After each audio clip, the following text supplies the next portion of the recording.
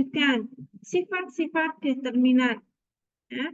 Jadi ada beberapa sifat determinan yang kalau kita ingat, kita paham, nanti kita mungkin tidak perlu menghitung, ya. Misalkan ini matrik A, ya. Kemudian matrik A kita transpos. Nah, ternyata ya determinan dari matrik dan transposnya adalah sama. Ya, jadi matriks kalau kita transpos, kita cari determinannya, itu hasilnya sama. Transpos itu apa sih? Ya, proses transpos itu bagaimana? Kita mengubah posisi baris menjadi kolom. Jadi misalkan matrik A, baris yang pertama 7, 3. Ya. Oh, ini keliru ya, transposnya harusnya. Jadi baris yang pertama 73, transposnya baris yang pertama itu menjadi kolom yang pertama. Nah, jadi kalau tadi 73 itu baris yang pertama, ditranspos, dia menjadi kolom yang pertama. Ya. Kemudian baris yang kedua matrik A ditranspos, berarti dia menjadi kolom yang baris yang kedua menjadi kolom yang kedua. Nah, kalau kita cari transposnya, ternyata ya sama hasilnya. Nah, akibat dari sifat itu, maka sifat-sifat determinan yang lain itu berlaku baik secara baris maupun secara kolom. Misalkan sifat yang kedua ini, matrik persegi yang mempunyai baris 0 atau kolom 0, itu determinannya 0. Yang dimaksud dengan baris 0 itu adalah dalam satu baris itu angkanya 0 semua. Gitu ya. Ini contohnya B, matrik B. Ini matrik berorde 3. Ya.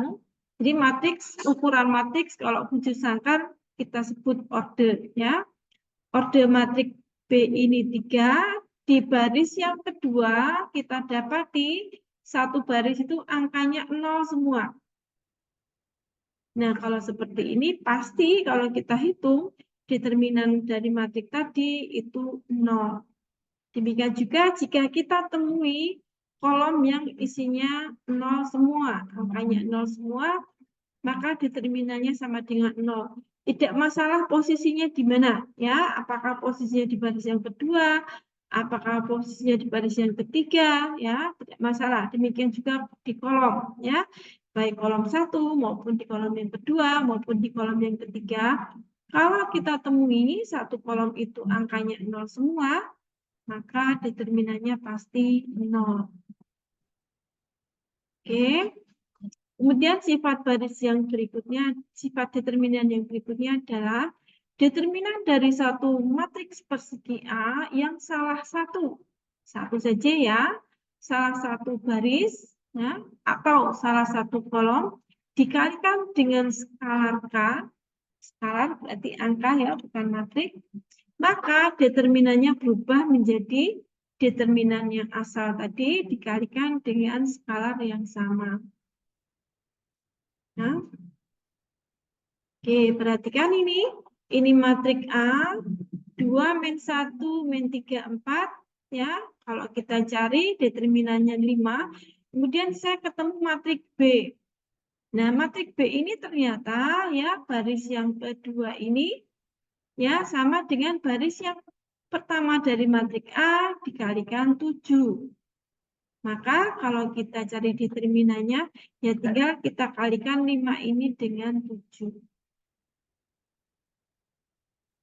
Perhatikan, perkalian satu baris dengan satu nilai skalar itu termasuk operasi baris elementer. Ya, yang kita lakukan kemarin saat kita mengubah dari bentuk eselon ke eselon baris. Kita akan menggunakan operasi baris elementer. Operasi baris elementer itu ada 3. Ya, pertama mengubah baris atau mempertukarkan baris. Yang kedua mengalihkan satu baris dengan skalar, dan yang ketiga adalah menambah satu baris atau satu kolom dengan kelipatan baris yang lain atau kolom yang lain. Nah, kalau yang kita lakukan operasi baris elementernya adalah kita kalikan dengan skalar, maka perhatikan determinannya berubah. Gitu ya. Jadi waktu kemarin kita melakukan operasi baris elementer, ya, kita melakukan perkalian satu baris dengan konstanta. Misalkan kita mau mencari pivot, kok tidak satu, adanya dua, ya sudah saya kalikan dengan setengah. Maka saat mengubah itu, kalau kita diminta untuk mencari determinannya berubah. Kemudian mempertukarkan baris dan kolom, nah itu juga mengubah nilai determinan. Kalau saya menukarkan satu baris, ya, maka nilai determinannya akan menjadi lawannya. Dan determinan satu matrik persegi yang mempunyai dua atau baris kolom yang sama dengan nol. Oke. Nah, ini juga ya, jadi jika ada satu kolom atau satu baris yang merupakan kelipatan dari baris atau kolom yang lain, maka determinannya juga 0. Nah, ada satu operasi baris elementer, OBE, yang tidak mengubah nilai matrik. Ini adalah OBE yang ini, ya. Jadi, salah satu baris atau salah satu kolom ditambah dengan kelipatan baris atau kelipatan kolom yang lain. Misalkan ini, ya, saya mempunyai matriks 23 min 14 ini, dicari ya, determinannya hasilnya 11. Kemudian ya, misalkan kita melakukan operasi baris, ini operasi kolom ya, operasi kolom elementer. Jadi baris yang kedua ditambahkan kelipatan 3 dari baris yang pertama, hasilnya ini. Nah, ternyata determinannya tidak berubah. Ya, jadi OBE yang ini tidak mengubah determinan. Nah, kemudian ini ya, determinan dari matriks segitiga adalah sama dengan hasil kali elemen-elemen diagonalnya. Nah, sehingga dengan sifat ini ya, jika kita bisa mengubah satu matriks ya menjadi bentuk matriks segitiga, maka mencari determinannya akan lebih mudah. Ingat ya, tetapi ketika mengubah baris tadi ya, mengubah matriks itu hanya OBE ya, hanya operasi baris elementer atau kolom elementer yang semacam ini yang tidak mengubah determinan.